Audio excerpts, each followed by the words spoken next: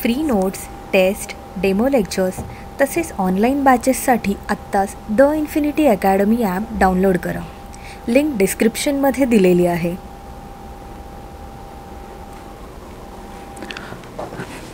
नमस्कार विद्यार्थी मित्रांनो, द इन्फिनिटी अकॅडमीच्या ऑनलाईन प्लॅटफॉर्मवर तुमचं मनपूर्वक आणि सहर्ष स्वागत आहे. आज आहे आपण कंबाईन असेल किंवा राज्यसेवा असेल याच्यासाठी हिस्ट्री जे आहे ते आपण स्टेट बोर्डमधून सुरुवात केलेली आहे. मागच्या लेक्चरमध्ये आपण आधुनिक भारताचा इतिहास 8वीचं जे आहे स्टेट बोर्ड पाहिलं होतं. आज जे आहे तर न्यू सिलेबस जो आहे त्याच्यातलं 11thचं जे स्टेट बोर्ड आहे ज्याच्यामध्ये बघायला गेलं तर मध्ययुगीन आणि प्राचीन भारताचा जो इतिहास आहे त्याचं जे आहे म्हणू शकतो आपण की एक सुरुवातीचं जे तुम्हाला तोंड ओळख असायला पाहिजे ती पूर्ण तिथे दिलेली आहे. हडप्पा संस्कृतीपासून तर आपण म्हणू शकतो की मोगल साम्राज्यापर्यंत काय आहे तर पूर्ण एक व्यवस्थितरित्या अतिशय काय आहे तर मापक शब्दांमध्ये आपल्याला स्टेट बोर्डमधून याचा अभ्यास होतो. येणाऱ्या राज्यसेवा असतील, कंबाईन असेल याच्या मुख्य परीक्षांसाठी जर बघायला गेला तर हा जो आहे महत्त्वाचा. आणि आपले जे दिवाळी स्पेशल आहे त्याच्यामध्ये स्टेट बोर्ड जो आहे तो आज आपण पाहणार आहोत तो म्हणजे 11चा न्यूचा. पुढचं जे असणार आहे महाराष्ट्राचा इतिहास जो आहे तो आपल्याला ओल्ड सिलेबसचं जे 11वीचं स्टेट बोर्ड आहे त्याच्यामधून पूर्ण होतं. पण न्यू सिलेबसचं जे आहे त्याच्यामध्ये 11वीच्या स्टेट बोर्डमध्ये आपल्याला बघायचं आहे तो म्हणजे इतिहास, आणि तो सुद्धा कोणता तर प्राचीन आणि मध्ययुगीन भारत. या दोन माध्यमातून आपण काय करणार आहोत इतिहास पाहणार आहोत. बघा आता राज्यसेवा येणारच आहे. राज्यसेवेसाठी जरी 2025ला तुमचं सिलेबस आपला डिस्क्रिप्टिव्ह होतो आहे, आपल्याला आनंदाची गोष्ट आहे ते, परंतु त्याच्यानंतर जर बघायला गेलं तर त्याच्या अगोदरसुद्धा जे आहे प्री आणि मेन्स जे आहे तर त्याच्यामध्ये तुम्हाला जे आहे तर GSमध्ये ह्याच्यावर काय असणार क्वेश्चन्स असतात तर ते आपण स्टार्ट करणार आहोत. ठीक आहे. प्राचीन आणि मध्ययुगीन भारत regarding to the state board. State बोर्डच्या माध्यमातून कसा अभ्यास करायचा याचा ते बघा. तर इतिहास 11वी या माध्यमातून जे आहे तर याच्यामध्ये बघा काय आहे बघा याच्यावर क्वेश्चन्स कमी असतात विचारले जातात, परंतु ते काय आहे तर ते तुमचे डिसिजन मेकिंग ठरतात. म्हणजे किंग आपण ज्याला म्हणतो की एक गेम चेंजर जे क्वेश्चन्स असतात ते आपल्याला मध्ययुगीन भारत आणि प्राचीन भारतावर विचारले जातात. इतिहास खूप मोठा आहे. म्हणजे सिंधू संस्कृतीपासून सुरू होतो, त्याच्यामध्ये हडप्पा संस्कृती आहे, त्याच्यानंतर वैदिक काळ आहे, उत्तर वैदिक काळ आहे, महाजनपद आहे, जनपद आहे, त्याच्यानंतर मौर्य साम्राज्य आहे, जैन धर्म आहे, बौद्ध धर्म आहे यांचा सुद्धा अभ्यास आहे, त्याच्यानंतर गुप्त राजवंश आहे, मगध साम्राज्य आहे.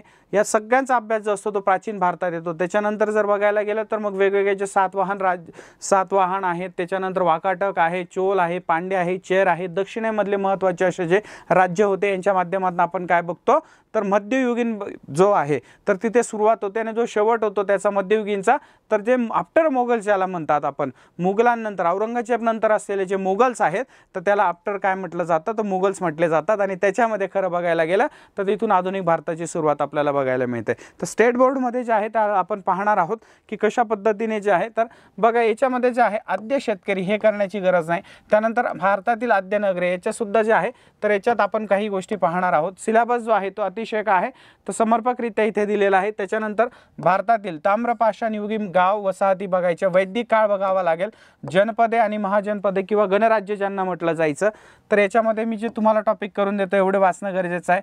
त्याच्यानंतर हे जे दोन आहे ते पॉईंट केले नाही तरी हरकत नाही. त्याच्यानंतर मौर्यकालीन भारत बघावा लागणार आहे आपल्याला. त्यानंतर मौर्योत्तर कालखंडातील भारत बघावा लागेल. भारतीय इतिहासातील नवे पर्व आपल्याला बघावं लागतं. दक्षिण भारतातील राजसत्ता ज्या वेगवेगळ्या राजसत्ता आहे त्याचं आपल्याला बघणं आवश्यक आहे. त्यानंतर जर बघायला गेलं तर भारत, वायव्येकडील देश आणि चीन याचा सुद्धा काय आहे तर हा सुद्धा तुम्ही जर नाही केला तरी हरकत नाही, कारण त्याच्यामध्ये जो सिलेबस आहे तो याच्यामध्ये जो आहे कव्हर अप आपला इतरांमध्ये होऊन जातो. त्यानंतर जे आहे महत्त्वाची दिल्लीची सुलतानशाही असेल, विजयनगर साम्राज्य आहे, बहमनी राज्य आहे, मुघलकालीन भारत आणि स्वराज्य ते साम्राज्य. अशा पद्धतीने बघा तर आपल्याला जे आहे 11वीच्या स्टेट बोर्डमधून न्यू सिलेबसच्या 11वीच्या स्टेट बोर्डमधून आपलं जर बघायला गेलं तर मध्ययुगीन आणि प्राचीन भारताचा पूर्ण अभ्यास जो आहे तो कव्हर होत असतो. बरोबर आहे. तर याच्यासाठीच लक्षात ठेवायचं आपल्याला की आपला जो अभ्यास आहे राज्यसेवेसाठी स्पेसिफिक बघितला तर राज्यसेवेसाठी जो आहे तर आपल्याला त्याच्यामध्ये आपण असं म्हणतो की त्याच्यामध्ये प्राचीन भारत, मध्ययुगीन भारत आणि आधुनिक भारताचा इतिहास या 3 सेक्शनमध्ये इतिहास जो आहे तो वर्गीकरण गेलेला आहे, विभागला गेला आहे. मध्ये जे तोंड ओळख आणि कशा पद्धतीने आपल्याला त्याच्यामध्ये स्पेसिफिक पॉईंटचा अभ्यास करायचा आहे आपण ते पाहणार आहोत. क्लिअर आहे. चला मग पहिला जो टॉपिक आहे तो बघा भारतातील आद्य नगरे, ज्याला भारतातलं म्हणू शकतो सिव्हिलायझेशन ज्याला म्हटलं जातं, त्याच्यातलं सिव्हिलायझेशन मध्ये अतिशय महत्त्वाचं ते म्हणजे सिंधू संस्कृती. आणि या सिंधू संस्कृतीमधलं हडप्पा संस्कृती हिच्या जो आहे, तर आजचं जर तुम्ही मोहनजोदारो हडप्पा पाहिलं तर आजचा जो पाकिस्तान आहे त्याच्यामध्ये आपल्याला त्यांचं स्थान दिसून येतं. तर बघा हडप्पा संस्कृतीची वैशिष्ट्य आपल्याला बघावं लागतात. त्याच्यानंतर त्याच्यामध्ये असलेली नगरे आणि गाव वसाहती यांच्यातील परस्पर संबंध, त्याच नंतर उत्पादन असेल त्या काळामधले जे समाज जीवन होतं सिंधू संस्कृतीमधलं हडप्पा आणि मोहनजोदारो मधलं शासन व्यवस्था आणि शेवटी असणार आहे नगरांचा रास. म्हणजे एक परिपूर्णरित्या जो आहे अभ्यास जो आहे सिंधू संस्कृतीचा, सिंधू संस्कृतीमधील मोहनजोदारो हडप्पा या महत्त्वाचे स्थान, त्याच्यानंतर कालीबंगा वगैरे जे आहे तसे महत्त्वाचे स्थान आपल्याला इथे बघायचे आहेत. ठीक आहे. तर बघा सिंधू संस्कृतीचे वैशिष्ट्य म्हणजे खरं बघायला गेलं तर बलुचिस्तान आज जो पाकिस्तानमध्ये आहे तिथला जो मेहरगड आहे, या मेहरगडपासून काय झालेलं सिंधू संस्कृती खरं बघायला गेलं सिंधू नदीच्या ठिकाणी जी वाढली आणि ती काय आहे तर भारतभर पसरली अशी जी संस्कृती आहे तिला सिंधू संस्कृती या नावाने ओळखलं जातं. आणि याच्यामध्ये खरं बघायला गेलं तर हे अर्बन सिव्हिलायझेशन होतं. म्हणजे प्राचीन भारतामध्ये सगळ्यात जास्त नागरीकरण झालेलं जे होतं तर हडप्पा आणि मोहनजोदारो संस्कृती आपण म्हणतो. नागरीकरण म्हणजे लोकांना जे आहे ते नगर अतिशय काय होते स्ट्रक्चरल असे नगर होते. आणि या नगरांमध्ये महत्त्वाचं म्हणजे त्या काळातल्या आज जसं म्हणतो आपण ॲम्युनिटीज असतात, या सगळ्या सुखसोयी ज्या होत्या त्या काळामध्ये त्या नगरांमध्ये वसलेल्या आपल्याला दिसून येतात. क्लिअर आहे. मग याच्यामध्ये जर बघायला गेलं तर बघा तर याच्यामध्ये जर आपण बघितलं तर याला काय आहे टोगावे संस्कृती नावाने ओळखलं जातं. हडप्पा पूर्व काळातील नवाश्मयुगातील रावी किंवा हाकरा संस्कृतीचे अवशेष हडप्पा पंजाब ज्यास पाकिस्तानमध्ये आहे, कुणाल, भिराणा, फरमाणा, हरियाणा इत्यादी स्थळांच्या उत्खननात मिळालेले आहे. बघा आता याच्यामध्ये काय की आपल्याला काय बघायचं आहे तर हडप्पा संस्कृतीचे वैशिष्ट्य पाहिजे. हडप्पा संस्कृतीचे वैशिष्ट्यांमध्ये जर बघायला गेलं तर याच्यामध्ये जे आहे तर वैदिक आर्यांचं जे आगमन व्हायच्या अगोदर जर बघायला गेलं तर त्याच्या 1500 वर्षापूर्वीच काय आहे तर सिंधू संस्कृती जी आहे ती आपण म्हणू शकतो की ती भारतामध्ये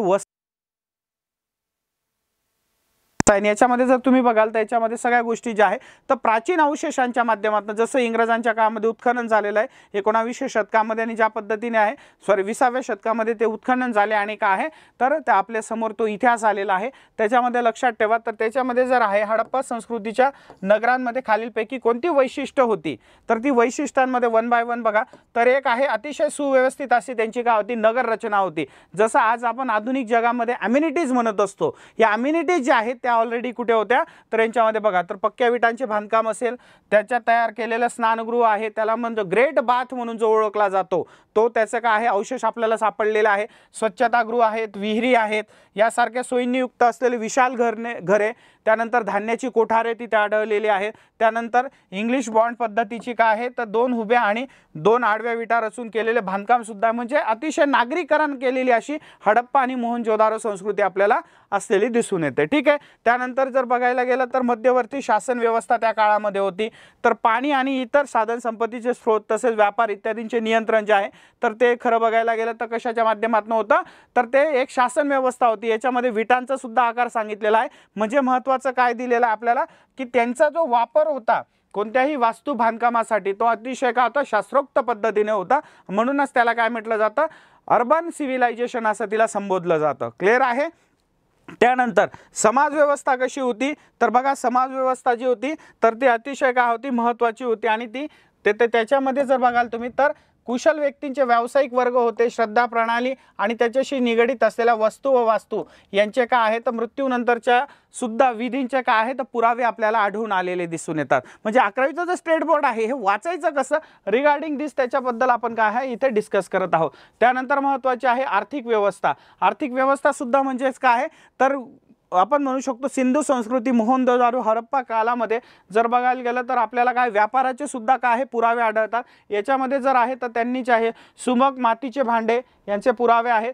त्यानंतर बघू शकतो आपण तर त्यामध्ये जे आहे सौंदर्य सोने असतील, चांदी आहे, तांबे आणि कांसे यांच्या धातूच्या त्यांनी वस्तू वापरल्याचे पुरावे आपल्याला आढळून येतात. त्यानंतर सौंदर्यपूर्ण मणी मूर्ती इत्यादीसाठी काय आहे तर त्यांनी कारागिरांच्या आणि तिथे कारागिरांच्या शाळा कार्यशाळा देखील आपल्याला पुरावे आढळून येतात अशा पद्धतीने आहे. तर त्यांचा जो व्यापार होता हा अंतर्गत व्यापार तर होताच होता, परंतु बाह्य जगाशी सुद्धा काय होता तर सिंधू संस्कृती हडप्पा काळातील लोकांचा आपल्याला म्हणू शकतो महत्त्वाचा असा जो आहे तो व्यापार आपल्याला दिसून येतो. ठीक आहे, हेच आपल्याला दिसायचं आहे, हेच आपल्याला पाहायचं आहे. त्यानंतर जर बघायला तर हडप्पा संस्कृतीतील काही नगरे, तुम्ही जर UPSC आणि राज्यसेवेचे प्रिलिम बघितले तर याच्यामध्ये जे आहे जोड्या लावा त्याच्यामध्ये असे प्रश्न विचारले जातात. त्याच्यामध्ये हडप्पा असेल, मोहनजोदारो असेल, कालीबंगा आहे, धौलावीरा आहे. तर त्यानंतर म्हणू शकतो की महत्त्वाचे असे जे आहे तर लोथल आहे, असे शहर जे आहेत प्राचीन काळातले ते कशासाठी तिथे कोणते पुरावे आढळलेले आहेत ते विचारलं जातं आणि त्यांचा जो शोध कोणी लावला हे सुद्धा विचारलं जातं. तर त्याच्यामध्ये बघा हडप्पा अतिशय महत्त्वाचं आहे. पाकिस्तानच्या पंजाब प्रांतातील काय आहे तर सहिवाल नदी जिल्ह्यात रावी नदीच्या काठावर हडप्पा हे स्थळ सापडलेलं आहे आणि या हडप्पा नगराचे प्राचीन अवशेष जे आहे 1500 हेक्टरपर्यंत काय पसरलेलं आहे. नाही खरं बघा तर याच्यामध्ये जे आहे भारतीय पुरातत्व खात्याचे सरसंचालक सर मॉर्टिमर व्हीलर यांनी 1946 मध्ये जे उत्खनन केलेलं होतं त्याच्या आधारे हे महत्त्वाचं सापडलेलं आहे. याच्यामध्ये जर तुम्ही बघाल तर याच्यामध्ये आपल्याला दिसून येतं की हडप्पा संस्कृती काळामध्ये कशा पद्धतीने नगर रचना होती. ह्या नगर रचनेमध्ये महत्त्वाचं ठिकाण काय होतं तर या नगर रचनेमध्ये एक गोष्ट होती की याचं जे विभाजन होतं ते सामान्य आणि राजघराणं म्हणण्यापेक्षा तिथे राजेशाहीचा कुठेही उल्लेख आपल्याला आढळून येत नाही, परंतु एक आहे की काय होतं की राजघराणे जसं म्हणू शकतो तर उच्च व लोक जे होते ते जे आहे शहरांचं जे ठेवण असतं होती की त्या पद्धतीने जे आहे खालीवर म्हणजे खाली ते सामान्य लोक कारागीर शेतकरी यांचा निवास असायचा आणि त्या काळातले व्यापारी असतील श्रीमंत लोक असतील त्यांचा काय आहे निवास हा थोडा वरच्या भागात असलेला आपल्याला ह्या शहरीकरणाच्या माध्यमातून दिसून येतो किंवा या नगर रचनेमध्ये दिसून येतो. क्लिअर आहे. त्यानंतर बघा तर याचमध्ये जर महत्त्वाचं बघायला गेलं तर घग्गर हागरा नावाने ओळखली जाणारी नदी सुद्धा पावसाळ्यात प्रवाहित होणारी नदी होती. म्हणजे एक इतिहास सांगितलेला आहे, कारण त्यानंतर काय बघतो आपण तर ह्या संस्कृतीचा ऱ्हास सुद्धा झालेला आपल्याला दिसून येतो. हा पूर्ण जो आहे तो इतिहास आपल्याला याच्यामध्ये क्लिअर होतो. बघा आता याच्यामध्ये जे आहे तर आपण असं म्हणू शकतो की सिंधू संस्कृती जी आहे सिंधू संस्कृतीमध्ये आपल्याला वाचायचं काय आहे ते तुम्हाला सांगून देतो. म्हणजे आता प्राचीन भारतामध्ये जर बघायला गेलं तर प्राचीन भारतामध्ये सगळ्यात महत्त्वाचं होतं तर ती आहे सिंधू संस्कृती. आणि या सिंधू संस्कृतीमध्ये जर बघायला गेलं तुम्ही तर याच्यामध्ये सिंधू संस्कृतीमध्ये महत्त्वाचं काय आहे तर याच्यामध्ये जी हडप्पा आणि मोहनजोदारो जे आजच्या पाकिस्तानमध्ये आहे तर ह्या काय आहे तर हे स्थळ आहे. त्याच्याशिवाय वेगळे वेगळे स्थळ आहेत. तर याच्यामध्ये जे आहे तर आपल्याला बघण्यासारखे आवश्यक आहे तर याच्यामधली नगर रचना आपल्याला बघायला लागणार आहे. नगर रचना असतील त्यानंतर महत्त्वाचं आहे की तिथलं समाज जीवन समाज व्यवस्था, त्यानंतर बघा त्यांचा व्यापार, त्यानंतर असणार आहे व्यापारानंतर म्हणू शकतो नगर रचना महत्त्वाची झालेली आहे. त्यानंतर समाज व्यवस्था आहे, व्यापार आहे, त्यानंतर शेतीचे सुद्धा काय आहे तर पुरावे आढळतात आपल्याला शेती केलेली आहे. आणि त्यानंतर जर म्हणू शकतो आपण तर यांचा जो आहे तर ऱ्हास कसा झाला, ऱ्हास असेल या संस्कृतींचा, तर हे सगळं आपल्याला जे आहे तर अशा पद्धतीने जे म्हणू शकतो आपण स्टेट बोर्डमधून हे जे आहे पॉईंट आपल्याला सिंधू संस्कृतीशी रिलेटेड हडप्पा आणि मोहनजोदारो इतर जे स्थळ आहे त्याच्याबद्दल आपण समजूनच घेणार आहोत. ठीक आहे, इथपर्यंत कळणं महत्त्वाचं आहे. याच्यामध्ये लक्षात ठेवण्याचं आहे की याच्यामध्ये जे आहे खूप जास्त डिटेलमध्ये जाण्यापेक्षा सरासरी आपला अभ्यास असणं आवश्यक आहे. त्यानंतर बघा तर इथे जे आहे तर आपल्याला काय दिसतात तर महत्त्वाची ते काळातली जी आहे तर हडप्पा संस्कृतीतील ठिकाणं आपल्याला दिसतात. बघा ह्याच्याने दिसतात तर याच्यामध्ये महत्त्वाची जी आहे तर बनावली आहे, रोपड आहे, मंडा आहे, हडप्पा आहे, कालीबंगण आहे, बनावली आहे, रुपड आहे, हुलास आहे. याच्यानंतर जे आहे मोहनजोदारो आहे, कोटदीजी आहे, चहुंदरो आहे, अल्लाहदीनो आहे, देसलपूर आहे, रोजडी, रंगपूर, धोलवीरा, सुरीरकोटदा. त्यानंतर जर सुतकांगेंदोर जर बघायला गेलं तर सुतकांगेंदोर आणि आलमगीरपूर याच्याकडे काय असं म्हणू शकतो आपण तर याचा जो विस्तार होता तर हा जो आहे तर हा पश्चिमेकडे आणि हे जर बघितलं गेलं तर हे पूर्वेकडे याचा जो विस्तार होता तर सिंधू संस्कृतीचा आपल्याला दिसतो. आणि उत्तरेकडे जे आहे तर उत्तरेकडे मांडा इथून तर खरं बघायला गेलं तर दायमाबाद जे आहे दक्षिणेमधलं, तर दक्षिणेमध्ये दायमाबाद जे महाराष्ट्रात आहे, तर इथपर्यंत जर बघायला गेलं तर हा पूर्ण काय आहे तर सिंधू संस्कृतीचा आपल्याला विस्तार आणि प्रचार आपल्याला दिसून येतो। बघा हा विस्तार पूर्णच आहे तो आपल्याला एवढा याच्यामध्ये महत्त्वाची अशी स्थानं आपल्याला दिसून येतात। ठीक आहे, तर याच्यानुसार काय आहे तर आपल्याला लक्षात ठेवायचं आहे किंवा एकदा आपल्या वाचनामध्ये यायला पाहिजे की कशा पद्धतीने प्राचीन भारतामध्ये सिंधू आणि हडप्पा जे नगर होते त्यांचा काय विकास झालेला आपल्याला दिसून येतो। क्लिअर आहे, एवढं जरी लक्षात ठेवलं तरी हरकत नाही। पुढे मग याच्यामध्ये बघा मोहनजोदारोचं महत्त्व दिलं आहे। मोहनजोदारोला काय सापडलेलं आहे त्याचा पूर्ण इतिहास जो आहे आपल्याला दिसलेला आहे। त्यानंतर बघा आता मोहनजोदारोमध्ये काय आहे तर अनेक दालन असलेले घरं आढळलेले आहे। हे पूर्वनियोजित जे असं म्हणू शकतो महत्त्वाचं असं जे शहर होतं हे वसलेलं आपल्याला दिसून येतं। आणि मोहनजोदारोची जी नगर रचना आहे तर त्याच्यामध्ये प्रसिद्ध बघायला गेलं तर याच्यामध्ये जे उत्खनन झालेलं आहे उत्खनन, तर याच्यामध्ये काय आहे तर गाव आणि वसाहती ज्या आहेत त्या अतिशय योग्यरित्या त्यांचं काय होतं मांडणी केलेली आपल्याला दिसून येते।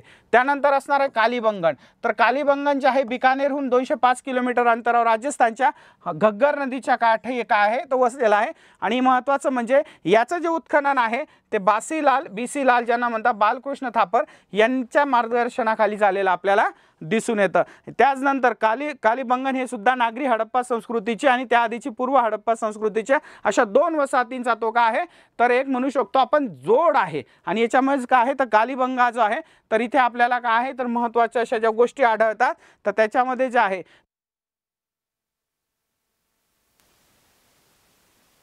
कशाचा काय लागलेला आहे शोध लावला, उत्खनामध्ये कोणत्या वस्तू सापडल्या किंवा कोणत्या गोष्टी तिथे आपल्याला दिसलेल्या आहेत एवढं जरी लक्षात ठेवलं तरी ते आपल्यासाठी सफिशियंट असणार आहे। क्लिअर आहे,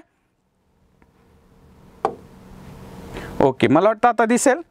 क्लिअर आहे, येस, पुढे जाऊयात। पुढचं आहे ते म्हणजे पुन्हा एकदा लोथल। आता लोथल सुद्धा अतिशय महत्त्वाचं आहे। हे हडप्पा संस्कृतीचे केंद्र जे आहे तर कच्छच्या आगामध्ये गुजरातमध्ये आहे आणि तिथे जे आहे तर प्राचीन काय आहे तो गोदी आहे। गोदी म्हणजेच काय तर म्हणू शकतो आपण महत्त्वाचं असं की बंदर होतं। म्हणजेच या बंदराच्या माध्यमातून आपल्याला एक गोष्ट कळते की लोथलला जे काय आहे तर बंदर सापडलेलं आहे, तर याच्या माध्यमातून आपल्याला कळू शकतं महत्त्वाचे असे बंदर होतं, व्यापारी केंद्र होतं ज्याच्याने भारतासोबतचे आणि इतर जे देश आहे यांच्याबरोबर जे व्यापारी संबंध होते प्राचीन भारतामध्ये त्याचा काय मिळतो आपल्याला पुरावा मिळतो। लोथल इथली जी प्रसिद्ध अशी काय आहे तर बंदर आहे असं आपण जे आहे ते आपल्याला ह्या उत्खननांमध्ये सापडलेलं आहे। क्लिअर आहे, त्यानंतर महत्त्वाचे जे पुढचं आहे ते धौलावीरा। धौलावीरा सुद्धा काय तर शोध भारतीय पुरातत्व संरक्षण खात्याचे माजी संचालक JP जोशी यांनी लावलेला आहे। उत्खनन करत असताना त्यांना या गोष्टी आढळल्या। तर बघा धौलावीरा इथे काय आहे तर पाण्याचा तलाव आढळलेला आहे मोठा असा काय आहे तर पाण्याचा संचय करण्यासाठी त्या काळामध्ये मी म्हटलं तुम्हाला नागरी जे आहे तर नागरीकरण झालेलं होतं, अर्बनायझेशन आहे। तर अशा पद्धतीने आपल्याला तिथे काय दिसून येतं तर महत्त्वाची अशी शहर आहेत। मग या शहरांबद्दल काय लक्षात ठेवायचं तर कोणत्या शहरांमध्ये कोणत्या गोष्टी किंवा कोणते पुरातत्वीय पुरावे आढळले आहे किंवा स्थळ आढळले एवढंही लक्षात ठेवलं तरी ते आपल्यासाठी काय असणार आहे सफिशियंट असणार आहे। ठीक आहे, आपल्याला तेवढाच काय करायचं आहे अभ्यास करायचा आहे। त्यानंतर राखीगढी सुद्धा काय आहे तर महत्त्वाचं असं शहर आहे आणि राखीगढीमध्ये काय आहे तर बघा हरियाणामधील हिसार जिल्ह्यातील म्हणजे हिसार जिल्ह्यापासून 150 किलोमीटर अंतरावर हे स्थळ जे आहे तर ते जे आहे तर प्राचीन दृश्यवती नदीच्या काय होतं ते काठी होतं। आणि याचं जर महत्त्व बघायला गेलं तर आपल्याला दिसून येतं की याचं जे आहे तर अशा पद्धतीने जे आहे तर राखीगढीमध्ये काय आहे तर हडप्पा संस्कृतीचे पूर्वेकडील प्रदेशातील प्रमुख केंद्र होते। हडप्पा नगरांमध्ये आपल्याला काय दिसतं तर महत्त्वाच्या गोष्टी आहेत की त्याच्यामध्ये जे आहे नागरीकरण वेगवेगळ्या ठिकाणाच्या गोष्टी आपल्याला दिसतात एवढं आपल्याला लक्षात ठेवणं आहे। त्याच्यानंतर बघा नगरे आणि मानव गाव वसाहती याच्यामधील परस्पर संबंध, म्हणजे आता जे आहे नगररचना तर इथपर्यंत झालेलीच आहे पण आता त्यांचे जे आहे तर खरं बघायला गेलं तर हडप्पा पूर्व काळामध्ये काय काय वापर केला जायचा महत्त्वाचे असे काय होते तर सोने चांदी तांबे यांचा काय केला जायचा व्यापार केला जायचा, हिरे माणकांचा सुद्धा व्यापार व्हायचा। आणि त्या काळामधला मेसोपोटोमिया जो आहे तर मेसोपोटोमियाशी सुद्धा त्यांचा काय आहे तर त्याच्याशी लगणारा लाजवर्दी किंवा इंद्रनील दगड हा हडप्पा संस्कृतीमधलं महत्त्वाचं असं काय आहे तर शोध सुद्धा आहे ज्याचा काय आहे मेसोपोटोमिया देशाशी काय होता तर याच्या माध्यमातून हे जे हिरे माणके आहे याच्या माध्यमातून व्यापार चालत असेल ही गोष्ट आपल्याला लक्षात ठेवायची आहे। त्यानंतर बघा उत्पादन आणि व्यापार आणि व्यवस्थापन आणि शासन व्यवस्था याच्यामध्ये जर बघितलं तर अतिशय काय आहे तर जे म्हणू शकतो आपण अर्बनायझेशन झालेलीच होती, त्याच्यामुळे एक शासन व्यवस्था होती। तर त्याच्यामध्ये बघा शेती सुद्धा आहे तर शेतीला सुरुवात झाली तेव्हा मातीची भांडी घडवणे, शेती करणे ही कामे स्त्रियांची होती. स्त्रिया देखील काय करत होत्या, तर जीवनयापनामध्ये ज्या होत्या त्या सहभागी होत होत्या. म्हणजे एका पद्धतीने मानवी जीवनामध्ये जे आहे स्त्रियांचं स्थान महत्त्वाचं होतं. हडप्पा आणि संस्कृती काळामध्ये ही गोष्ट लक्षात ठेवणं आवश्यक आहे. ठीक आहे. त्यानंतर जर पूर्व हडप्पा संस्कृतीच्या काळातच बैलांचा उपयोग शेतीच्या कामासाठी होऊ लागला. याच्यावर सरसकट प्रश्न विचारला जातो विद्यार्थी मित्रांनो. म्हणून स्टेट बोर्ड जरी तुम्ही वाचून घेतलं तरी तुम्हाला जो प्राचीन भारताचा आणि जो इतिहास जर तुमचा ऑप्शन नसणार आहे डिस्क्रिप्टिव्हला राज्यसेवेमध्ये, तर तुम्हाला सगळं डिटेलमध्ये करावं लागणार आहे 2025 मध्ये. परंतु येणाऱ्या काळामध्ये आपल्याला त्या सब्जेक्टची तोंड ओळख करून घेण्यासाठी हे अत्यंत काय आहे तर लाभदायक आहे किंवा माहितीशीर आहे. ठीक आहे. त्यानंतर जे आहे तर याच्यामध्ये आपण जर बघितलं तर मग याच्यामध्ये जो आहे तर त्या काळामधले कोणत्या कोणत्या गोष्टी होत्या तर त्याच्यामध्ये बघा तर मेहलामध्ये तांबे, हस्तिदंताच्या वस्तू, इंद्रणी, लाजवर्दी ज्याला म्हटलायचं, गोमेद आहे याच्या प्रकारे मणी असायचे. त्यानंतर कापड, इमारती, लाकूड इत्यादी वस्तू, तसेच माकडे, मोर या प्राणी मेसोपोटेमियामध्ये निर्यात केले जात होते. म्हणजे एका पद्धतीने जर बघितलं आपण तर अशा पद्धतीने जो आहे तो व्यापार कशा माध्यमातून चालायचा याचा पूर्ण जे सिनारिओ आहे तो आपल्याला हिंदू हडप्पा आणि मोहनजोदारो संस्कृतीचा आपल्याला या स्टेट बोर्डच्या मधून 11वीच्या स्टेट बोर्ड मधून हडप्पा आणि मोहनजोदारो जी संस्कृती आहे त्याचं आपल्याला कळतं. ठीक आहे. इथपर्यंत जे आहे तर महत्त्वाचे. याच्यामध्ये काय लक्षात ठेवायचं आहे तर मी तुम्हाला सांगितलेलंच आहे की याच्यामध्ये जे महत्त्वाचं आहे तर आपण याच्यामध्ये लक्षात ठेवायचे आहे तर प्राचीन शहरे एवढा पॉईंट सुद्धा तुम्ही जरी करून घेतला तरी तुम्हाला याच्यावर येणाऱ्या प्रश्न जे इतरांसाठी कठीण असतात तर त्याच्यामध्ये तुम्हाला काय आहे तर आउट ऑफ मार्क्स मिळवण्याची जी आहे तर ती दाट शक्यता असते. क्लिअर आहे इथपर्यंत. चला पुढे जाऊयात. त्यानंतर आता हे सगळं पाहिलं मग नगरांचा ऱ्हास सुद्धा झालेला आहे. तर याच्याबद्दल जर बघायला गेलं तर 2-3 काय आहे तर गोष्टी आहेत. तर त्याच्यामध्ये बघा तर आपण म्हणू शकतो की हडप्पा संस्कृती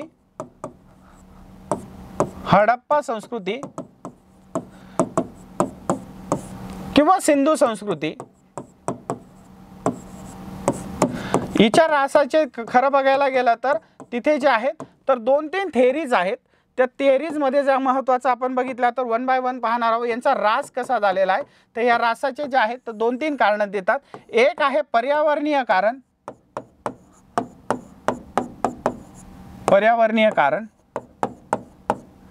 दुसरा आहे महामारी ज्याला आता आपण पेंडेमिक असं म्हणू शकतो, महामारी. तिसरा जे आहे तर आर्यांचं आक्रमण,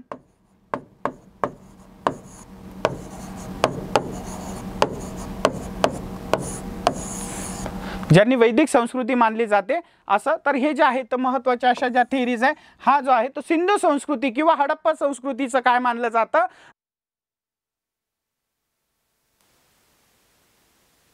तर त्याच्यामध्ये वेगवेगळे जे थिअरीज आहे त्याच्यामध्ये एक आहे दुष्काळ मानला जातो. प्रचंड प्रमाणात काय आहे दुष्काळ पडला त्याच्यामुळे पूर्ण जे आहे हडप्पा संस्कृती, सिंधू संस्कृती, मोहनजोदारोचे आहे तर ते काय आहे तर ही संस्कृती लयास गेली असं म्हणू शकतो आपण. दुसरा जे आहे तर पहिला आहे पर्जन, दुसरा जे आहे प्रचंड पर्जन्य, हे सुद्धा काय आहे तर हे सुद्धा दुष्काळ किंवा प्रचंड पर्जन्य पडलं त्याच्यामुळे काय आहे तर असं म्हणू शकतो आपण की जी आहे ती हडप्पा किंवा सिंधू संस्कृती ही लयास गेलेली आहे. ही कारण आहे पर्यावरणीय कारणामधले. दुसरा एक अशी थेरी मांडली जाते किंवा असं मानलं जातं की महामारी आली, रोगराई आली. या रोगराईने जसं आपण आता कोरोना पाहिला याच पद्धतीने जे आहे तर सिंधू संस्कृतीमध्ये सुद्धा प्रचंड प्रमाणात काहीतरी महामारी आली ज्याला रोगराई असं म्हणू शकतो. तर आपण म्हणतो पेंडेमिकमध्ये आपण पाहिलंच आहे कोरोनामध्ये प्रचंड लोकसंख्या काय झालेली आहे तर ती मृत्युमुखी पडलेली आपण बघितलेली आहे. तर अशी सुद्धा महामारी जी आहे इथे आलेली आपल्याला दिसून येते.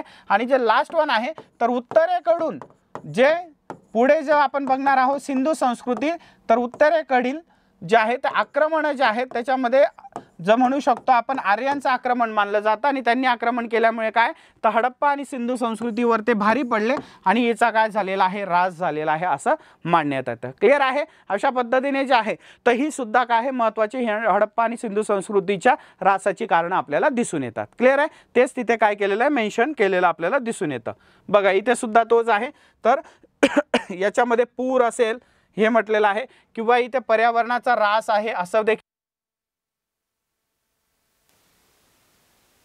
दिसून येतो. बघा त्यानंतर बघा याच्यामध्ये जे आहे तर महत्त्वाचे असे जे पॉईंट आहेत ते आपण इथे कव्हर केलेले आहेत. पुढे जाऊयात. पुढचं जे आहे तर याच्यामध्ये जर तुम्ही बघाल तर ही जे आहे तर तुम्हाला स्टेट बोर्डमध्ये हे थोडं आडवं आहे, तर याच्यामध्ये तुम्हाला जे आहे तर इथे जर बघाल तर याच्यामध्ये काय दिलेलं आहे तर कोणी कोणाचा शोध लावलेला. बघा हडप्पा संस्कृतीची महत्त्वाची स्थाने उत्खनने याच्यात दिलेली आहे. तर याच्यामध्ये जर रखवालदास बॅनर्जी त्यांनी मोहनजोदारोचा शोध लावला आहे, बी.के. थापर आहे. त्यानंतर बघा इथे जे आहेत तर दयाराम साहनी यांनी हडप्पाची शोध लावलेला आहे. त्यानंतर व्हीलर जे आहे त्यांनी हडप्पा असेल, व्ही लाल कालीबंगन आहे, आर.एस. बिष्ट धोलवीर आहे, राखीगड वसंत शिंदे आहे आणि त्यांनी कधी शोध लावलेले आहेत ते आपल्याला दिसून येतात. म्हणजे एका पद्धतीने जे आहे तर IMP पॉईंट आहे, जोड्या लावा किंवा कोणत्या शहर आहे त्यांचा शोध कोणी लावला असं ह्या ज्या पूर्ण जे आहे तर ह्या फिगर आउटमध्ये आपल्याला दिसून येतं. क्लिअर आहे इथपर्यंत? हडप्पा आणि सिंधू संस्कृती क्लिअर आहे. पुढे जाऊयात. पुढचं आहे भारतातील ताम्रपाषाण युगीय गाव वसाहती. याच्यामध्ये काय दिलेलं आहे तर महाराष्ट्र भारतातील जे आहे ताम्रपाषाण जे युग होतं त्याच्याशी रिलेटेड माहिती दिलेली आहे. त्याच्यानंतर बघू शकतो आपण की हडप्पा संस्कृतीनंतर ते ताम्रपाषाण युग आलेला आहे. त्या ताम्रपाषाण युगामध्ये जे आहे तर वेगवेगळ्या पद्धतीच्या ज्या गोष्टी होत्या त्या आपल्याला दिसून येतात. त्याच्यामध्ये राजस्थानचं जे महत्त्वाचं आहे तर बनास संस्कृती, आहाड किंवा बनास संस्कृती जी आहे ती ताम्रपाषाण युगीय मानली जाते. आणि ताम्रपाषाण युग म्हणजे असं युग ज्याच्यामध्ये काय आहे तांब्याचा जो आहे तो वापर प्रचंड प्रमाणात झाला. प्रत्येक गोष्टीसाठी तांब्याचा वापर होता म्हणून त्याला ताम्रपाषाण युग म्हटलं जातं. जसं अश्मयुग आपण म्हणतो, अश्मयुग म्हणजे दगडांचा वापर जास्तीत जास्त जिथे व्हायला लागला त्याला काय म्हणू शकतो आपण अश्मयुग असं म्हणतो. ठीक आहे. पुढे जाऊयात. त्याच्यानंतर जर बघायला गेलं तर अशाच पद्धतीने जे आहे तर बनास संस्कृती असेल किंवा आहाड संस्कृती आहे ती राजस्थानमध्ये दिसते. दुसरी जी आहे ते गणेश्वर जोधपूर संस्कृती. लक्षात काय ठेवायचं आहे एवढं वाचण्यामध्ये आपल्याला अर्थ काय आहे एक्झाम ओरिएंटेड बघायचं आहे.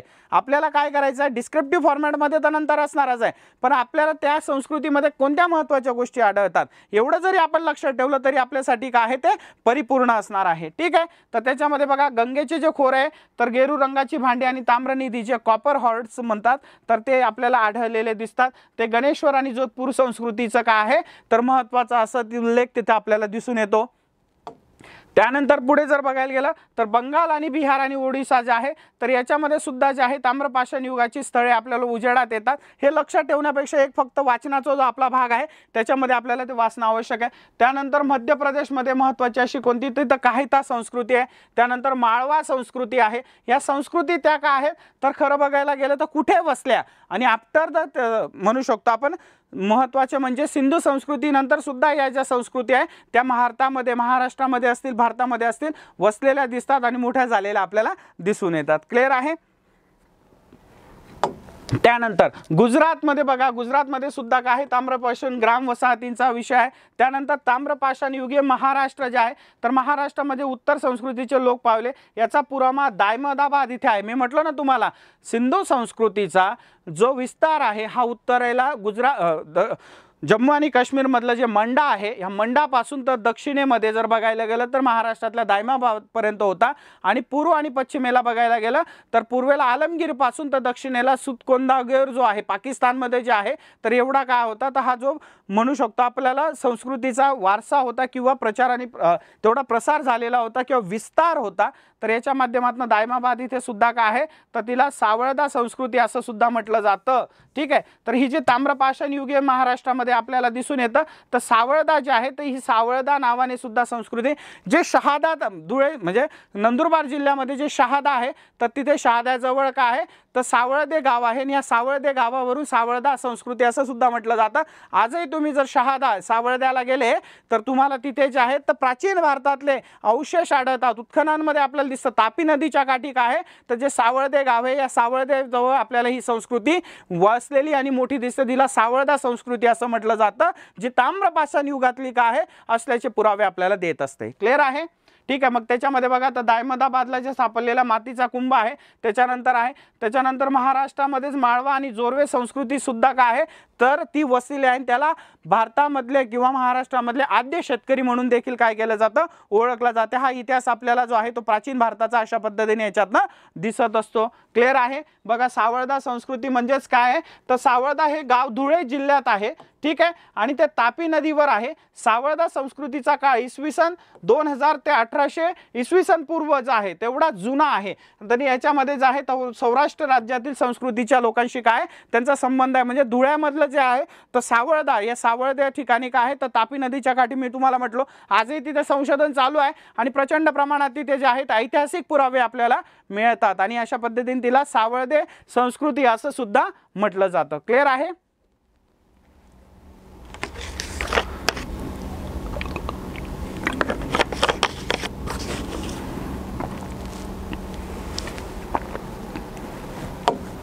बघा त्यानंतर जे असणार आहे तर इथे कालखंड दिलेला आहे आपल्याला. तर याच्यामध्ये जर बघाल तर माळवा संस्कृतीचा कालखंड आपल्याला दिसतो इसवी सन पूर्व 1600 ते 1400च्या दरम्यानमध्ये.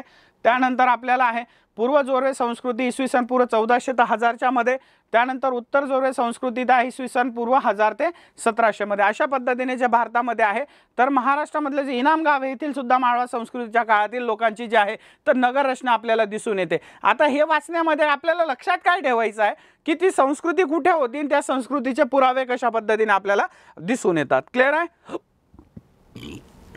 अशा पद्धतीने जे आहे त्यानंतर येतं भारतातील महापाषाण युग. बघा मोठमोठाले जे आहेत आपण कधीकधी इतिहासामध्ये पाहतो तर काय आहे तर शिलावर्तुळ आहेत, मोठमोठाले दगड काय असतात तर रचलेले दिसतात. ही जी रचना आहे तर हिला महापाषाण युगामधले, पाषाण म्हणजे दगडांचे, आश्मांचा जेव्हा वापर होता तर जोरवे काळाच्या सणाच्या पूर्वी 1700च्या सुमारास इनामगाव पूर्णपणे उजाड झाले. त्यानंतर ऐतिहासिक काळापर्यंत तिथे वस्ती झालेली आहे. तर अशा ठिकाणी काय आहे तर आपल्याला हे पुरावे मिळतात ज्याच्या मोठमोठाले शिलावर्तुळे आहेत. ठीक आहे. तर एवढंही लक्षात ठेवायचं आहे की तिथे आपल्याला काय सापडलेलं आहे, शिलावर्तुळे कुठे आढळलेले आहेत. क्लिअर आहे. अशा पद्धतीने जे आहे तर हा महत्त्वाचा जो आहे तो जोरवे संस्कृती असेल, सावळदा संस्कृती असेल, ही जी आहे तर आणि माळवा संस्कृती असेल, गणेशन संस्कृती असेल, या संस्कृतीचा आफ्टर द म्हणजे म्हणू शकतो आपण जेव्हा सिंधू संस्कृती किंवा हडप्पा संस्कृतीचा जेव्हा राज झाला तेव्हा ह्या गोष्टी आपल्याला आढळून येतात. एवढं वाचन असणं आपलं आवश्यक आहे. क्लिअर आहे. पुढे जाऊयात. पुढचा आहे वैदिक काळ. अतिशय महत्त्वाचा असा वैदिक काळ आहे आणि वैदिक काळामध्ये जर बघायला गेलं तर वैदिक काळापासूनच आपण असं म्हणू शकतो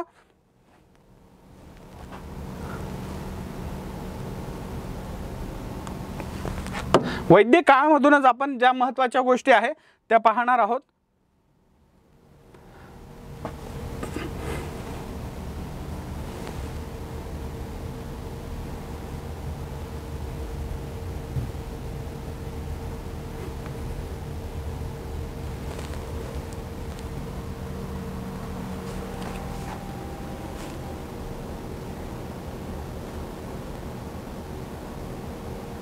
बघा वैदिक काळ अतिशय महत्त्वाचा आहे. वैदिक आणि उत्तर वैदिक काळ असे दोन प्रकार पडतात. या उत्तर वैदिक काळ आणि उत्तर वैदिक काळामध्ये वैदिक व उत्तर वैदिक काळ याचं जे आहे तर आपल्याला असं दिसून येतं की आर्यांचं जे असं म्हणू शकतो की आगमन आहे याचा हा दोन भागांमध्ये आपण कन्वर्जन करू शकतो. तर याच्यामध्ये जर तुम्ही बघाल तर तुमच्या गोष्टी लक्षात येतील की वैदिक काळ जो आहे तर ह्या वैदिक काळामध्ये काय आहे तर याच्याबद्दल लक्षात ठेवा तर स्त्रियांची जी परिस्थिती होती तर स्त्रियांचा हा समाज जीवनामध्ये काय होता महत्त्वाचा सहभाग होता.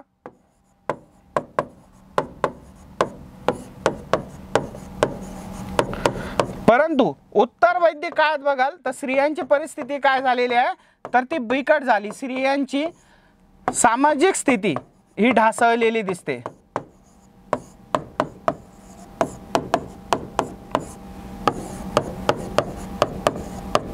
हाच महत्त्वाचे पॉईंट आपल्याला लक्षात ठेवायचे आहेत वैदिक काळ आणि उत्तर वैदिक काळामध्ये. ठीक आहे. तर याच्यामध्ये बघा आपण वन बाय वन बघूयात. तर जे आहे तर यामध्ये काय तर वैदिक काळामध्ये जे आहे तर देवतांविषयी श्रद्धा आणि त्या देवतांची त्यांनी केलेली स्तवने या स्वरूपाचे आहे. आता याच्यामध्ये जर बघाल तुम्ही तर वैदिक संस्कृतीमध्ये आपण असं म्हणू शकतो वेदांचं जे आहे तर वेदांचं ज्याला आपण म्हणू शकतो महत्त्वाचे असे जे आहे सामवेद असेल, ऋग्वेद असेल, यजुर्वेद असेल आणि अथर्ववेद आहे. याच्यामधला ऋग्वेद हा सगळ्यात जुना वेद आहे. तर हे वेद जे निर्माण झाले त्याच्यानंतर उपनिषद आहे, आरण्यके आहेत, यांचा सगळ्यांचा जो आहे तो भारतीय समाज जीवनामध्ये समावेश झाला. त्याला वैदिक काळ असं म्हटलं जातं आणि हा वैदिक कालखंड जो जो आहे तो आपल्याला याच्यामध्येच काय आहे तर पूर्ण दिसून येतो। याच्यात जर बघायला गेलं तर होम हवन याला सुद्धा महत्त्व देण्यात आलं आणि अशा पद्धतीने जर तुम्ही बघा तो वैदिक वाङ्मय आणि समाज रचना, तर याच्यामध्ये जे आहे तर बघा सगळ्यात पहिले ऋग्वेद आहे। आता ऋग्वेदामध्ये काय येतं याच्यावर प्रश्न विचारला जातो वैदिक काळामध्ये। तर ऋग्वेदामध्ये बघा देवतांची स्तुती करण्यासाठी रचलेली पदे आहेत, या पदांना रुची असे म्हटलं जातं। अनेक रुचा एकत्र येऊन सूक्त तयार होते, अनेक सूक्तांचे काय मिळून मंडल तयार होतात। क्लिअर आहे? म्हणजे ऋग्वेद जो आहे पद्धतीने जे आपण वेद म्हणतो या वेदांचं महत्त्व आपल्याला इथे आहे। त्यानंतर यजुर्वेद आहे पुढचा वेद। तर यजुर्वेद जो आहे तर यजुर्वेद मध्ये काय सांगितलेलं त्या वेदांमध्ये काय आहे, काय मेन्शन केलेलं आहे ते आपल्याला विचारलं जातं। तर यज्ञविधींमध्ये म्हटल्या जाणाऱ्या मंत्रांचे जे संकलन आहे ते करून त्याचे स्पष्टीकरण केलेलं आहे, त्याचा समावेश काय आहे, मंत्रांचा समावेश आपल्याला यजुर्वेदामध्ये दिसतो। ऋग्वेदामध्ये काय आहे तर देवांची जी आहे ती स्तुती केलेली आपल्याला दिसून येते। ठीक आहे? त्यानंतर जर बघायला गेलं तर पुढचं जे आहे तर ते म्हणजे सामवेद। सामवेद जो आहे तर यज्ञविधींच्या वेळेस ऋग्वेदातील ऋचांचे मंत्ररूपात गायन कसे करावे आणि भारतीय संगीत शास्त्रीय संगीताचं जे महत्त्व आहे किंवा ज्याचे जे उद्गाते आहे ते आपण कशाला म्हणतो तर ते म्हणतो सामवेदाला। आणि अथर्ववेद जो आहे तो दैनंदिन जीवनातील अनेक गोष्टींसंबंधीचा विचार केलेला आहे, त्यामध्ये आयुष्यातील संकटे त्यांना कसं सामोरं जायचं अशा पद्धतीने जे आहे तर वेद आपल्याला दिसून येतात। तर वेदांमध्ये बघा लक्षात ठेवा पहिला आहे ऋग्वेद। तर ऋग्वेदांमध्ये काय सांगितलेलं आहे ते आपण पहिला ऋग्वेद आहे, त्यानंतर असणार आहे यजुर्वेद, त्यानंतर असणार आहे सामवेद आणि त्यानंतर असणार आहे अथर्ववेद। अशा पद्धतीने जे वेद आहेत ते आपल्याला दिसून येतात। मग ह्या वेदांमध्ये नक्की काय आहे तेवढंच आपल्याला जरी लक्षात राहिलं तरी ते काय आहे तर आपल्याला जो आहे तो महत्त्वाचा इतिहासाचा जो आहे प्राचीन इतिहासाचा अभ्यास आपला क्लिअर होऊन जातो। तर लक्षात ठेवूयात आपण त्याच्यामध्ये। तर याच्यामध्ये जे महत्त्वाचे आहे तर याच्यामध्ये काय आहे तर ऋग्वेदामध्ये जे आहे तर देवांची स्तुती केलेली आपल्याला दिसून येते। शॉर्ट मध्ये सांगतोय देवांची स्तुती जे ऋग्वेद आहे तर ऋग्वेदांमध्ये काय आहे महत्त्वाचं तर त्याच्यामध्ये मंत्र जे आहेत देवांसाठी जे आहे मंत्रांचा काय आहे तर उल्लेख आहे किंवा मंत्रांची माहिती आहे। त्यानंतर सामवेदात काय आहे तर संगीत आहे, मंत्र जाप जे आहे ते कशा संगीताच्या माध्यमातून म्हणायचे म्हणजे भारतीय शास्त्रीय संगीताचं काय आहे तर याच्यामध्ये शास्त्रीय संगीताचा उल्लेख देखील आहे किंवा याला काय म्हणू शकतो आपण त्याचे निर्माते सुद्धा आहे। आणि अथर्ववेदामध्ये काय आहे तर दैनंदिन जीवनातल्या ज्या गोष्टी आहे तर त्यांचा जो उल्लेख आहे दैनंदिन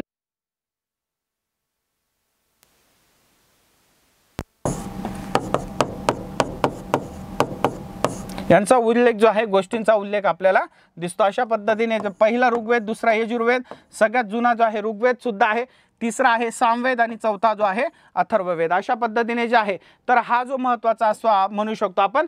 तर याच्यामध्ये जर बघायला गेलं तर वेदांमध्ये काय आहे ते आपल्याला याच्यामधून कळून येतं। ठीक आहे? त्यानंतर बघूयात आपण बघा वर्णव्यवस्था आलेली आहे। आता वर्णव्यवस्था ज्याला आपण म्हणतो अतिशय महत्त्वाची वर्णव्यवस्था जी आहे ती सुद्धा काय झालेली आहे आपल्याला इथे दिसून येते। वर्णव्यवस्था जी होती ती वैदिक काळामध्ये आपल्याला दिसून येते आणि याच्यामध्ये जर तुम्ही बघाल तर याच्यामध्ये जर आहे तर याच्यामध्ये सगळ्यात वरती कोण मानलं जातं ब्राह्मण, त्यानंतर क्षत्रिय,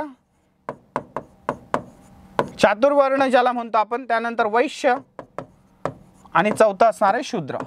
अशा पद्धतीने जर बघायला गेलं तर आपल्याला जे आहे तर वर्णव्यवस्था ही वैदिक काळामध्ये आलेली दिसून येते। क्लिअर आहे? समाज जीवनामध्ये वर्णव्यवस्था जी आहे तिचं इंट्रोडक्शन आपल्याला अशा पद्धतीने जे आहे ते वैदिक काळामध्ये झालेलं दिसून येतं। क्लिअर आहे?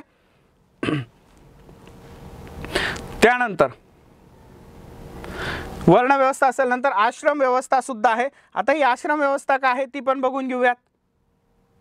वैदिक काळामध्ये काय आहे तर आश्रम व्यवस्था आहे। आश्रम व्यवस्था म्हणजेच काय आहे तर जीवनाचा जो भाग आहे तर याला आश्रम व्यवस्था म्हटलं जातं। खरं बघायला गेलं तर याला म्हणजे म्हणू शकतो आपण याच्यामध्ये जे ब्रह्मचर्य आहे, त्याच्यानंतर सामाजिक जीवनामध्ये तुम्ही लग्न करून राहतात ते असेल, त्याच्यानंतर शेवटी जे आहे ते वानप्रस्थ आहे। म्हणजे अशा पद्धतीने आश्रम व्यवस्था जीवनाच्या राहण्याचे जे प्रकार आहे त्याला आश्रम व्यवस्था असं म्हटलं जातं। आणि याची जी उत्पत्ती आहे ती आपल्याला कुठे दिसते वैदिक काळामध्ये दिसते बघा। तर आश्रम व्यवस्था म्हणजेच काय आहे तर ती तुम्हाला म्हटलोच मी की जीवनाचे जे 4 टप्पे मांडून त्याचे काय आहे तर कसे कशा बघायला पाहिजे, तर पहिलं ब्रह्मचर्य आहे, दुसरा टप्पा म्हणजे गृहस्थाश्रम आहे, म्हणजे काय तर तुम्ही लग्न करून काय तर तुमचा वंश वाढवायला पाहिजे अशा पद्धतीने. त्यानंतर आहे संन्यासाश्रम, म्हणजे या सगळ्या गोष्टींपासून संन्यास घेऊन तुम्ही काय आहे तर जीवनामधून ज्या आहे तुमचा लोभ जो आहे तो कमी करायला पाहिजे. आणि शेवटचं जे आहे ते आहे वानप्रस्थ, म्हणजे तुम्ही काय आहे तर सगळं सोडून संन्यासाचे पुढे तर तुम्ही आता जंगलामध्ये काय आहे तर जीवनाचा जो शेवटचा पाय आहे वेळ घालवण्यासाठी आता तुम्ही काय करायला पाहिजे तर तुम्ही वनांमध्ये निघून जायला पाहिजे. अशी जी वर्ण व्यवस्था आश्रम व्यवस्था आहे ती सुद्धा सिंधू आपल्याला कुठे येते वैदिक काळात आलेली दिसते. मग वैदिक काळातील वाङ्मयातून वैदिक काळातील संस्कृती आपल्याला दिसून येते. याच्यामध्ये जर बघायला गेलं तर दास दस्यु कृषी हे काय आहे महत्त्वाचे असे काय आणण्यात आले तर महत्त्वाचे. आणि लक्षात ठेवा या काळामध्ये जे आहे कर्मकांडाला प्रचंड काय आलेला आहे महत्त्व आलेलं आहे. धर्माचा आता काय झालेला आहे तर समाज जीवनावर पगडा झालेला दिसतो. प्रत्येक गोष्टीसाठी कर्मकांड आणि या कर्मकांडांमध्ये यज्ञांमध्ये काय केलं जायचं आहुती दिल्या जात होत्या.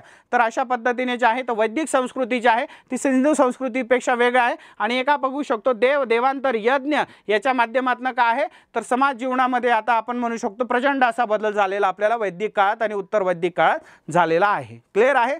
पुढे जाऊयात.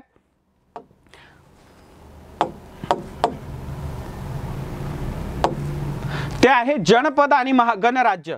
बघा अशा पद्धतीने काय आहे तर सिंधू संस्कृती सिंधू संस्कृतीनंतर आता काय आलेला आहे तर सिंधू संस्कृतीनंतर आपल्याला आता आलेला दिसतो तो म्हणजे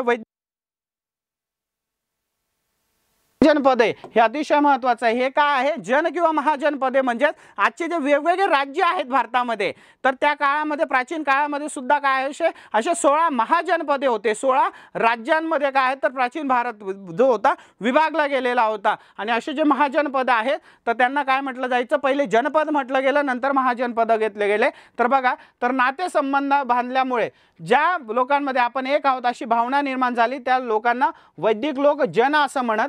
जनांचे असून गाव वसाहतीला ग्राम असे म्हटलं जायचं. आणि एकापेक्षा अधिक ग्रामे मिळून तयार झालेल्या ग्राम संकुलात जे आहे त्याला जन असं म्हटलं जायचं. आणि या जन घटकांच्या व्याख्येत कुल असतील ग्राम असतील गोष्ट जगला आपण आज गोत्र वगैरे म्हणतो ना तर ते जे आहे ते अशा पद्धतीने जे आहे ते याच्यामध्ये ठरतं. अशा पद्धतीने जे आहे भारतामध्ये जनपद किंवा म्हणू शकतो जनांचे मिळून जनपद. जन म्हणजे सामान्य लोक आणि ते एकत्र येऊन सारख्या गोत्राचे असतील सारखे नातेसंबंधाचे असतील त्यांच्या पद्धतीने एक राज्य तयार केलं गेलं त्याला जनपद असं म्हटलं गेलेलं आहे. अशी ही जनपद आहेत. ठीक आहे. तर याच्यामध्ये जर बघू शकतो तर बघा भारतामध्ये उत्तरेमध्ये दक्षिणेमध्ये सगळ्या ठिकाणी काय आहे हे महाजनपद आपल्याला दिसून येतात. त्याचा आपल्याला याच्यामध्ये उल्लेख आहे तो आपल्याला दिसून येतो. ठीक आहे.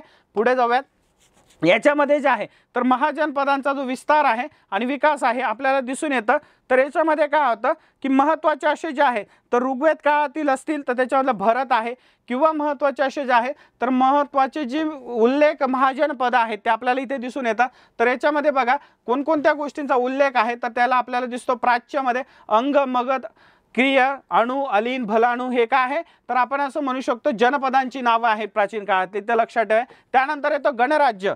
गणराज्य म्हणजे जनांना मिळून काय होतं तर गणराज्य तयार झालं. म्हणजे छोट्यापेक्षा छोटे छोटे एकत्र येऊन मोठा काय झालाय तर गणराज्य निर्माण झालेला आहे. त्याचा अभ्यास आपण याच्यामध्ये करणार आहोत. तर याच्यामध्ये महत्त्वाचे जे आहेत तर आपण जसं म्हणतो महावीर असतील बौद्ध महावीर आहे किंवा असं म्हणू शकतो की जैन धर्म जो आहे तर त्याचं सुद्धा जे आहे तर बिलॉंग्स म्हणजे भगवान महावीर किंवा तथागत गौतम बुद्ध हे सुद्धा काय अशाच महाजनपदांमधून पुढे आलेले राजकुमार होते ज्यांनी पुढे काय आहे तर आपण म्हणतो की बौद्ध धर्म आणि जैन धर्माचा प्रचार आणि प्रसार पूर्ण भारतात आणि भारताच्या बाहेर सुद्धा केलेला आपल्याला दिसून येतो. ठीक आहे.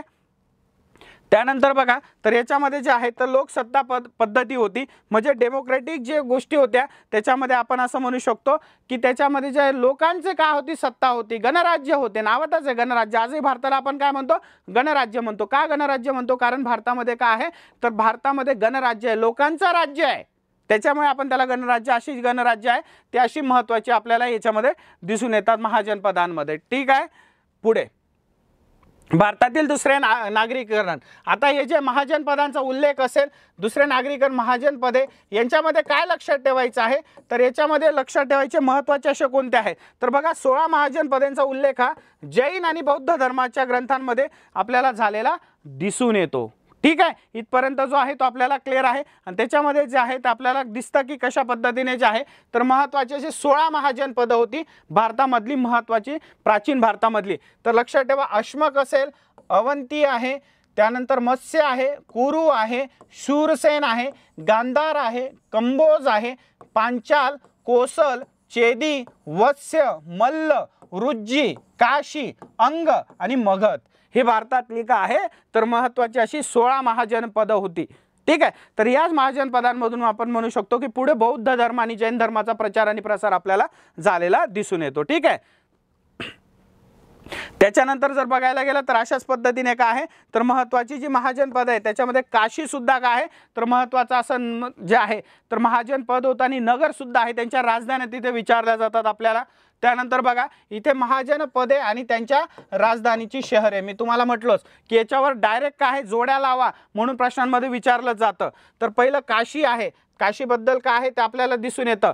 तर याच्यामध्ये जर बघाल तर काशी जी आहे त्याची राजधानी वाराणसी, कोसलची श्रावस्ती, अंगाची चंपा, मगध गिरिव्रज राजगृह, रुज्जी वज्जी वैशाली, मल्ल मालवची कुशीनगर, त्यानंतर चेदी सूक्ष्मती सोतमती, वंश वत्स्य कोशांबी, कुरुची इंद्रप्रस्थ इंद्रपट्टणम, उत्तर पांचालची अछित्र, दक्षिण पांचालची कांपिल्य, मत्स्यची विराटनगर, सूर्यसेन मथुरा, अश्मकास्यची पोटली पोतन, अवंतीची उज्जैनी किंवा महिष्मती, गांधारची तक्षशिला आणि कंबोजची राजपूर. अशा पद्धतीने जे आहे ह्या लक्षात ठेवायच्या आहेत आपल्याला. याच्यावर सरसकट असे प्रश्न विचारले जातात. आणि इथे जर बघाल तर प्रत्येक जे आहे तर जे महाजनपदे होते त्यांची महत्त्वाची अशी काय दिलेली आहे आपल्याला माहिती दिलेली आहे. त्याच्यामध्ये कोणकोणते महत्त्वाचे राजे होते, जसं जर उदाहरण घेतलं आपण तर कोसल आहे, तर कोसलांचा जर आहे तर मगधचा जो राजा अजातशत्रू याने कोसलचा पाडाव केलेला आपल्याला दिसून येतो. आणि अशा पद्धतीने जे आहे तर प्रसन्नजीत आहे का आहे तर हा कोसल मधला का आता महत्त्वाचा जो गौतम बुद्ध किंवा बौद्ध धर्माचा प्रचारक आणि प्रसारक सुद्धा होता. ठीक आहे. त्यानंतर अंग आहे, अंगामध्ये जे आहे त्यानंतर मगध आहे, रुज्जी असे 16 जे महाजनपद आहे त्यांचे पूर्ण जे ते आहे तर माहिती आपल्याला दिसलेली इथे दिलेली दिसून येते. ठीक आहे. त्याच्यामध्ये काय लक्षात ठेवायचं महत्त्वाचा कोणता राजा आहे आणि त्याचे महाजनपद आहे त्यांच्यातल्या जोड्या लावा, त्यांच्या राजधानी याच्याबद्दल आपल्याला सरसकट प्रश्न विचारलेला दिसून येतो. अशा पद्धतीने जे आहे ते प्राचीन भारतामध्ये महत्त्वाच्या गोष्टी आपल्याला दिसतात.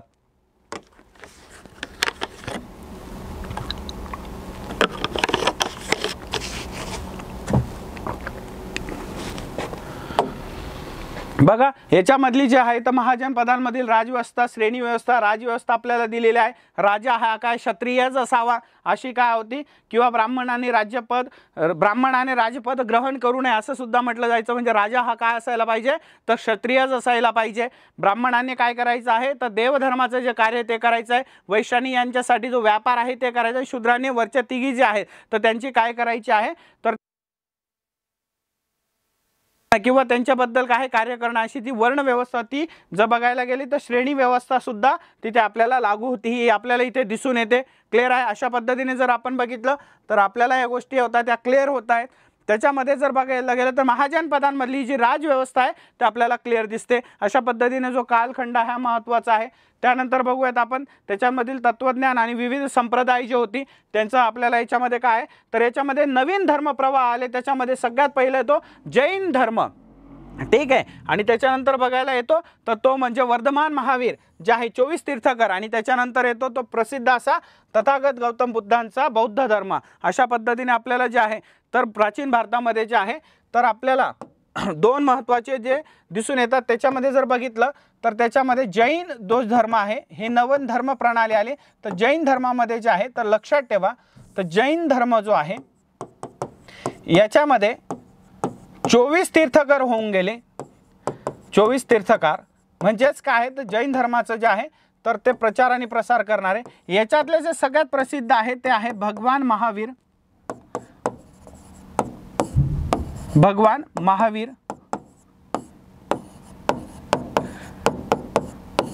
जे 24वे तीर्थकार आहेत. आणि खरं बघायला गेलं यांची पंचश्रुती जी आहे असते म्हणू शकतो. म्हणजे चोरी करू नये, व्यभिचार करू नये, त्यानंतर जे आहे तर मग ते म्हणजे हिंसा करू नये आणि 5वं जे आहे ते म्हणजे काय आहे तर ब्रह्मचर्य पाळावायचं. हे जैन धर्मांमधले जे आहे 24 तीर्थकर म्हणजेच काय तर याच्यामध्ये जो तीर्थकर आहेत तर हेच म्हणजेच काय धर्माचा प्रचार करणारे, धर्माचा प्रचार प्रसार करणारे. तसंच ज्यांना धर्माबद्दल प्रचंड काय आहे किंवा शेवटचं ज्ञान प्राप्त झाले असे तीर्थकर जैन धर्मामध्ये मानले जातात. त्याचनंतर जर पुढचा बघायला गेला आपण तर तो आहे बौद्ध धर्म.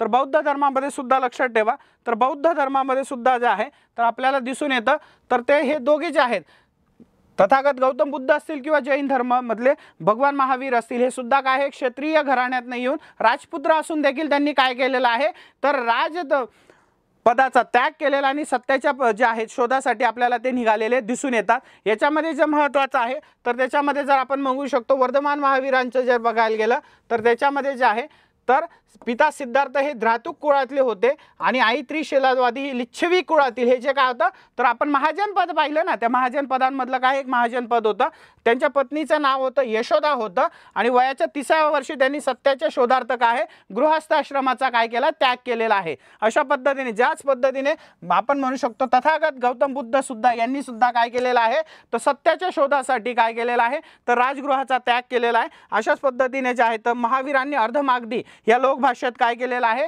तो उपदेश केलेला आहे। तसं गौतम बुद्धांनी ते बघा भगवान महावीरांनी 30व्या वर्षी काय केलेलं आहे तर ते काय साध्या घराण्यातनं नव्हते, ठीक आहे, तर राजघराण्यातले होते, राजपुत्र होते, परंतु सत्याच्या शोधासाठी एक 29व्या वर्षी घरातनं बाहेर निघाला। घरामध्ये संपत्ती आहे, प्रचंड संपत्ती आहे, सुंदर अशी स्त्री त्यांची काय आहे पत्नी आहे, त्यांना मूल आहे, तरी बघा अंतिम सत्यासाठी या गोष्टी तुमच्याकडे असायला पाहिजे। संन्यास म्हणजे उठली झोली निघून जाणं नाही, याच्यासाठी भगवान महावीर असतील गौतम बुद्ध असतील यांच्या माध्यमातून केवळ भगवा ड्रेस घालून कोणी संन्यासी होत नसतो।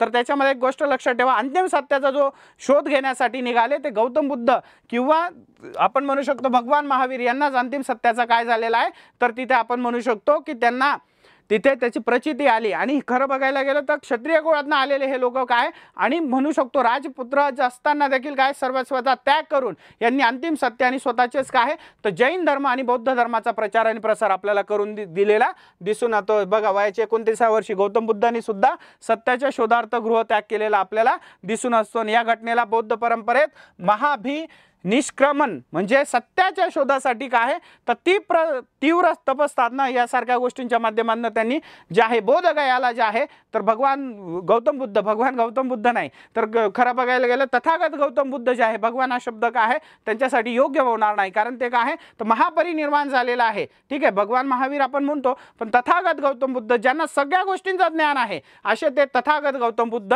तर यांचं जे आहे तर खरं म्हणू शकतो आपण तर यांचा जो जन्म आहे तो बुद्धांचा जो जन्म आहे तो बघा तर आपण लुंबिनी वनात झालेला दिसतो, ठीक आहे। त्यानंतर जे आहे यांच्याशी जे आहे बुद्ध धर्मांमध्ये बी आपल्याला खरं बघायला गेलं तर महत्त्वाची गोष्ट जी आहे ती लक्षात ठेवण्याचं आहे तर गौतम बुद्ध तथागत गौतम बुद्ध किंवा बुद्ध धर्माचे जे आहे तर यांच्या जीवनाचे जे आहे महत्त्वाचे जे टप्पे आहे त्याच्यामध्ये जे नेपाळमध्ये लुंबिनी वनामध्ये काय आहे तर लुंबिनीला त्यांचा जन्म झालेला आपल्याला दिसून येतो। त्यानंतर जे आहे बोधगया किंवा बोध जो आलेला आहे गया इथे काय आहे तर गया इथे त्यांना बोध झाला, म्हणजे सत्याचा त्यांना काय झालेला आहे तर सत्याचा त्यांना साक्षात्कार झाला। त्यानंतर ज्यांनी जे आहे सारनाथ इथे काय केलेलं आहे तर सारनाथ इथे आपल्या अनुयायांसमोर पहिले प्रवचन दिलेलं दिसून येतं। आणि महत्त्वाचं म्हणजे कुशीनगर जे आहे इथे काय आहे तर गौतम बुद्धांचा आपल्याला महापरिनिर्वाण जे आहे महापरिनिर्वाण, सामान्य माणसं मरतात, मोठे लोक जे असं म्हणजे महात्मे थोर महात्मा यांचं महापरिनिर्वाण होतं। अशा पद्धतीने ही चार जे आहे तर ती जी म्हणू शकतो तर बुद्धांच्या जीवनातली महत्त्वाची अशी स्थानं आहेत, स्थळं आहेत। क्लिअर आहे या पद्धतीने, ठीक आहे। याच्यामध्ये जे आहेत आपण बौद्ध धर्म आणि जैन धर्म बघितला तर त्याच्यामध्ये बघा तर बुद्धांनी जे सांगितलेलं आहे त्याच्यामध्ये लक्षात ठेवा तर जगात सर्वत्र दुःख आहे हे त्यांचे आर्य सत्यांमधले जे आहे तर पहिलं सत्य आहे। त्यानंतर दुःखाचे मूळ हे तृष्णा आहे, कोणत्याही गोष्टीची जी गरज आहे ते त्याचं मूळ आहे। त्यानंतर दुःख निरोध हे काय आहे तर तृष्णेवर विजय मिळवला की दुःख निरोध होतो। आणि अष्टांगिक मार्ग सांगितलेला आहे आपल्याला तर लक्षात ठेवा जो अष्टांगिक मार्ग आहे त्याच्यामध्ये जे आहे अष्टांगिक म्हणजे 8 प्रकारे जे आहे तर बुद्धांनी अष्टांगिक मार्ग सांगितलेला आहे। तर त्याच्यामध्ये सम्यक् दृष्टी म्हणजे काय निसर्ग नियमाविरुद्ध काहीही घडत नाही हे स्वीकारणे, दुसरा सम्यक् संकल्प योग्य निर्धार करणे, सम्यक् वाचा योग्य बोलणे, समक्य कर्मांत योग्य वागणूक, समक्य आजीव योग्य मार्गाने उपजीविका तुमची पार पाडणे, त्यानंतर समक्य आवाज व्यायाम म्हणजे अयोग्य गोष्टींचा प्रयत्नपूर्वक टाळणे, आणि समक्य वृत्ती चित्ताची अखंड सावधानता त्या योग्य गोष्टींची समृद्धी करणे आणि स्मृती करणे, आणि समक्य समाधी म्हणजे सुखदुःखांच्या पलीकडे अवस्थेमध्ये चित्त स्थिर करणे, याला काय म्हटलं गेलेलं आहे तर समक्य समाधी. अशा अष्टांगिक मार्गाने आर्य सत्य आणि अष्टांगिक मार्गाने बौद्ध धर्माचा प्रचार आणि प्रसार आपल्याला पूर्ण जगामध्ये झालेला दिसून येतो. आणि या सगळ्या गोष्टींचा जे आहे त्याचं एक मिडल जे आहे त्याला आपण म्हटलं जातो गौतम बुद्धांचा जो आहे गोल्डन मिड, म्हणजे सुवर्ण मध्य. कोणतीही गोष्ट एक्स्ट्रीमला जाऊन करू नका, हे जे आहे तर म्हणू शकतो आपण बौद्ध धर्माचं महत्त्वाचं असं तत्व आहे. क्लिअर आहे. जैन धर्म बौद्ध धर्म किती महत्त्वाचा आहे आणि त्याचं जे आहे ते प्राचीन भारतामधला महत्त्वाचा असा उल्लेख. त्यानंतर भारत आणि पर्शिया जे आहे ते इतर जे आहे तर त्याच्यामध्ये आपल्याला जे आहे ते संबंध येऊन दिसतात. त्याच्यामध्ये जे असतील तक्षशिला, सिकंदरची स्वारी वगैरे हा जो आहे हा प्राचीन काळातला भाग आहे.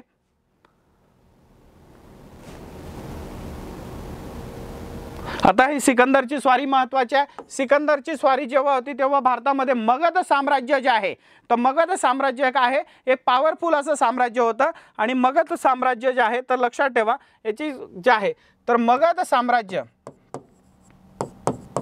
याची राजधानी जी होती तर ती राजधानी होती लक्षात ठेवा तर आजचं पाटणा किंवा त्या काळातलं पाटलीपुत्र ही त्यांची काळातील राजधानी होती. आणि सगळ्यात प्रबळ जे होतं तर हे जे आहे तर महत्त्वाचं असं मगध साम्राज्य होतं. आणि ह्या मगध साम्राज्याच्या खरं बघायला गेलं तर याच्यामध्ये जे आहे प्रचंड अशी धनसंपत्ती होती. तर या धनसंपत्तीच्या लोभाने किंवा त्याच्याने म्हणू शकतो आपण तर सिकंदर जो आहे तर सिकंदर जो जगजेता सिकंदर म्हटला जातो तर याने भारतावर स्वारी केलेली दिसून येते. हा जो सिकंदर आहे याची स्वारी जी होती ही भारताच्या वायव्य भागाकडून आलेली आहे. तर भारताच्या वायव्य भागाला आजचं जिथं पाकिस्तान म्हणतो भारताच्या वायव्याला जे आहे तर लक्षात ठेवा या बाजूला तर त्यामध्ये तक्षशिला हा काय होतं महत्त्वाचं असं महाजनपद होतं. आणि इथला जो आहे तो आंबी म्हणून काय होता तर इथला राजा होता. तर हा होता तर याला पहिले काय आहे सिकंदरने हरवलेला आहे तक्षशिलाला. आणि तक्षशिलानंतर जो आहे तो सिंधू नदीकडे आला. तिथे पुढे त्याचं जे आहे पोरस बरोबर काय झालेलं युद्ध झालेलं आहे. पोरसचं देखील युद्धात काय झालेलं आहे तर पराभव केलेला आहे. आणि अशा पद्धतीने तिघींनी मिळून काय आहे तर मगध साम्राज्य जे आहे जे आपण म्हणू शकतो की आजचं जे बिहार आहे पाटलीपुत्र पटना जे आहे तर आजचं पटना जे आहे तर त्या तिथे त्यांनी काय केलेलं आहे तर तिथे असं म्हणू शकतो मगध साम्राज्यावर त्याने अटॅक करण्याचा प्रयत्न केलेला आहे. परंतु पोरस, आंबी आणि सिकंदर या तिघींनी काय आहे मगध साम्राज्यावर काय आहे तर प्रयत्न केला हे मिळवण्याचा प्रयत्न केलेला आहे की जिंकण्याचा. परंतु त्याच्यामध्ये जर बघायला गेलं तर तक्षशिला जी आहे तर तक्षशिलेचा तेव्हाचा जो आंबी होता याचा जो म्हणू शकतो महत्त्वाचा असा राजगुरू होता तो चाणक्य होता. आणि मगध साम्राज्यावर त्या नंद घराणे काय करत होतं तर राज्य करत होतं.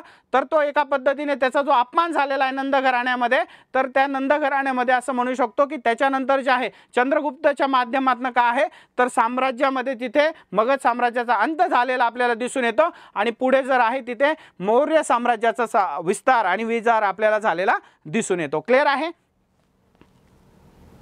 अशा पद्धतीने बघा मौर्य काळ पुढचा जो आहे तो महत्त्वाचा आहे. मौर्य काळामध्ये जे आहे चंद्रगुप्त मौर्य हा अतिशय महत्त्वाचा आहे ज्याने काय केलेलं आहे तर नंद घराणे आणि मौर्य साम्राज्य मी तुम्हाला सांगितलेलं आहे नंद घराण्याचा हरवून जे आहे धनानंद हा जो शेवटचा नंद घराण्यातला जो आहे त्याचा पराभव करून काय केलेला आहे तर तिथे आपण म्हणू शकतो की मौर्य साम्राज्याची स्थापना जी आहे चंद्रगुप्त मौर्याने केलेली दिसून येते. चंद्रगुप्त मौर्यानंतर प्रसिद्ध असा आहे सम्राट अशोक.